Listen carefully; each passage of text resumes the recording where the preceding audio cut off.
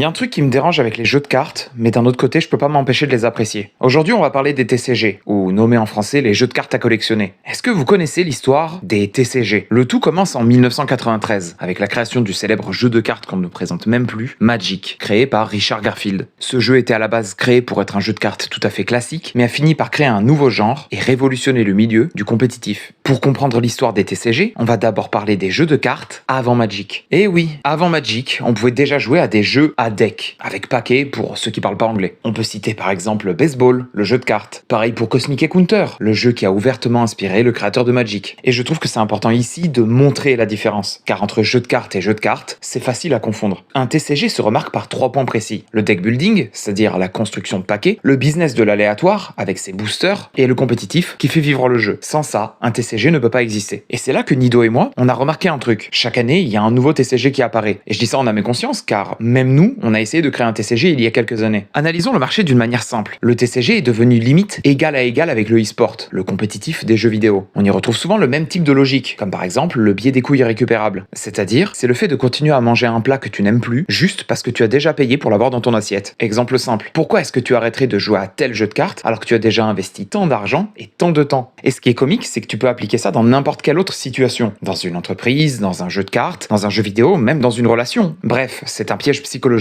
C'est conçu pour que plus tu t'enfonces dans la dépense quelle qu'elle soit, plus tu te sens obligé de continuer pour ne pas avoir perdu ton investissement. Dans les jeux de cartes, d'extension en extension, on te propose de nouvelles mécaniques, de plus en plus innovantes et de plus en plus puissantes. On rend l'ancien paquet obsolète, afin que tu te lances sur le nouveau, qui lui-même deviendra obsolète à son tour et se fera remplacer par un plus actuel, et ainsi de suite. Pour réguler tout ça, il existe une manière précise, que ça soit une liste de cartes limitées et ou bannies, ou alors une rotation. Au bout d'un certain temps, tu ne peux plus jouer les cartes d'une telle extension. Et c'est assez important car sinon tout le monde jouerait la même chose. Les cartes les plus puissantes sans jamais changer de paquet. Là, tu fais marcher ton économie en forçant les joueurs à changer de carte. Et donc, ouvrir des boosters. Les fameuses pochettes de recharge totalement aléatoires pour récupérer tes cartes. Une anecdote que j'ai déjà vécue en tournoi. À l'époque, je jouais beaucoup à Yu-Gi-Oh! Et je me souviens d'un joueur qui s'était ramené avec un deck excellent. Vraiment parfait. Ce monsieur avait payé légèrement plus d'un SMIC pour perfectionner son paquet en achetant toutes ses cartes à l'unité. Mais quand une carte est trop forte, on la limite ou on la bannit. Et ce joueur, il s'est fait bannir la carte qui coûtait 400 € dans son paquet, qui était littéralement le moteur de tout son jeu, qu'il avait acheté en 3 exemplaires, bien évidemment. Il est donc parti dépité de la boutique quand il a appris la nouvelle, avec un paquet qui ne servait plus à rien. Et là, on peut donc passer sur le sujet suivant, le prix des cartes à l'unité. Une carte coûte cher quand tout le monde la veut pour gagner ses parties, mais qu'il y en a très peu qui sont fabriquées. C'est la loi de la rareté. Plus c'est difficile à trouver et utile pour réussir, plus les gens sont prêts à payer le prix fort. Et aussi, il y a l'aspect collection. On a tous entendu parler de ces cartes qui se sont vendues à des sommes absurdes. Ce n'est plus le jeu qui compte, c'est l'histoire. Ces cartes sont devenues comme des œuvres d'art ou des timbres rares. Leur prix ne vient plus de leur utilité, mais du fait qu'elles sont les premières, les plus vieilles, ou alors qu'il ne reste plus beaucoup dans le monde. Souvent, il fallait être là au bon moment, au bon endroit. Et tu vas me demander, mais pourquoi je changerais de paquet? Vu que les prix sont chers, j'achète une fois le paquet et c'est bon, je le joue à vie. Et là, je te répondrai oui, mais non. Si tu veux juste t'amuser à la maison, oui, c'est possible, tu fais ce que tu veux. Mais si tu veux gagner des tournois, c'est un peu comme une course de voiture. Il faut tout le temps acheter des pièces plus puissantes pour rester devant et ne pas prendre du retard. D'un point de vue extérieur, ces jeux ont l'air élitistes. Et pourtant, il y a un réel plaisir à les découvrir. Il faut imaginer que ces jeux, c'est un peu comme si tu jouais aux échecs, mais en choisissant les pièces de ton échiquier. Il faut qu'elles puissent aussi interagir entre elles, si tu veux gagner plus facilement. En dehors du côté jeu, il y a aussi le côté créatif qui est passionnant. Magic a par exemple fait des collaborations de dingue, avec Sonic, Doctor Who, Donjons et Dragons, et bien d'autres. Yu-Gi-Oh! A des dessinateurs variés proposant tout un panel de cartes totalement originales. Et Pokémon a même des... Katy Perry.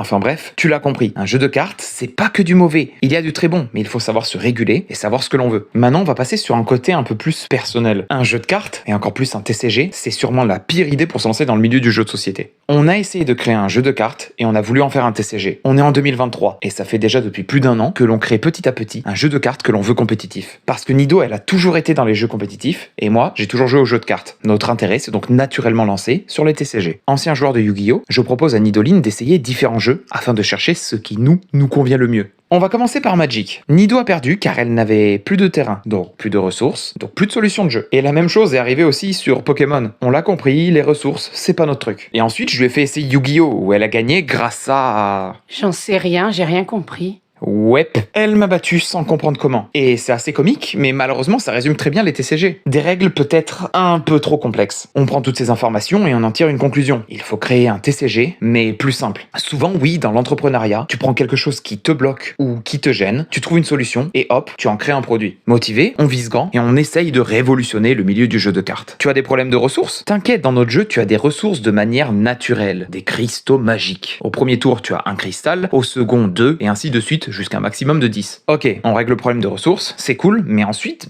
comment on se bat? Et là on se dit, il faut faire simple. Si tu as une carte en face de la tienne, elle se tape, et s'il n'y a rien en face, tu peux taper les points de vie de ton adversaire. Celui qui a baissé les points de vie de l'adversaire à 0 a gagné. Ah c'est cool ça. Il est bien notre jeu, hein? Ça serait de mentir que de dire que l'on n'aime pas notre jeu. Oui, on le kiffe bien évidemment, mais d'un point de vue entrepreneurial, un TCG c'est peut-être la pire chose qui peut exister. Surtout quand t'es un petit entrepreneur. Les grosses licences utilisent des moyens qui sont hors d'atteinte pour nous, petits créateurs. Dans une grosse entreprise, on ne paye des impôts que sur ce qu'il reste dans la poche à la fin. Alors que pour un auto-entrepreneur, on paye des taxes sur tout l'argent qui rentre, même si on doit tout dépenser pour acheter son propre matériel. Pendant que toi, petit auto-entrepreneur, on te taxe sur tout, même si tu ne fais qu'imprimer tes cartes, eux ne payent que sur le résultat. Et là, ça devient encore plus comique. Plus tu imprimes de quantité de cartes, moins c'est cher. Quand tu es une grande entreprise, tu peux les sortir les thunes. En tant que petit entrepreneur, beaucoup moins. Donc tu te débrouilles autrement. En plus, étant donné qu'ils ont beaucoup d'employés, ils peuvent sortir beaucoup de mises à jour, donc beaucoup de nouvelles cartes, donc faire vivre leur propre jeu. Quand tu es seul, c'est plus dur. Et pareil, ils ont aussi une équipe marketing beaucoup plus grande que ce que toi tu pourrais espérer avoir. C'est pour ça qu'ils gardent toute l'attention en communiquant sur leur jeu. Beaucoup de bruit, donc beaucoup d'attention. Je rajouterai aussi que notre théorie des deux chemins, elle s'applique ici du pareil au même. Vous pouvez la retrouver sur notre vidéo sur les jeux de rôle. Alors si le TCG est un système si épuisant et si coûteux pour tout le monde, est-ce qu'on est condamné à faire que ça? Heureusement non. Il existe des alternatives qui remettent le plaisir du jeu plutôt que la course à l'argent. Par exemple, la solution des Living Card Game, le jeu de cartes vivant. Imagine que le TCG, c'est comme si tu allais dans un casino où tu payes pour piocher les cartes au hasard et en espérant avoir de la chance. Le LCG, c'est acheter une boîte de jeu complète. Tu payes une fois, tu sais dans quoi tu investis, tu sais exactement ce qu'il y a dedans et tu as tout pour jouer immédiatement. Pas de hasard, pas de cartes rares hors de prix, juste le jeu pur. En tant que créateur, tu vends un produit fini. Tu n'as pas besoin de gérer une économie complexe, de créer de la rareté artificielle ou de suivre une méta toxique. Et pour le joueur, il achète une expérience stable, pas une promesse de gain financier. Et enfin, oui, même si après tout ce que je t'ai dit, t'as quand même envie de sortir un TCG, il existe une dernière solution. Les éditeurs. Wouh! Un éditeur, c'est celui qui a les clés pour mettre ton jeu dans les boutiques. Toi, tout seul, c'est compliqué. Eux, ils ont le réseau logistique pour que ton jeu, il reste pas dans ton garage. Eux, ils avancent souvent les frais d'impression, gèrent la qualité, le matos et la distribution. Pour un auto-entrepreneur, c'est passer de je m'occupe de tout et je galère à je crée le jeu et eux, ils le font vivre. Le seul gros défaut des éditeurs, c'est qu'ils te prennent pas mal d'argent, vu que justement, ils s'occupent de tout. Créer un jeu, c'est un acte de passion. Si ton but, c'est de partager une émotion avec tes amis, ta famille ou une communauté, tu n'as pas besoin de créer une machine à spéculer. Tu peux créer un jeu honnête, complet, qui te ressemble et qui ne demande pas aux gens de se ruiner pour s'amuser. C'est peut-être ça le vrai succès d'un créateur aujourd'hui.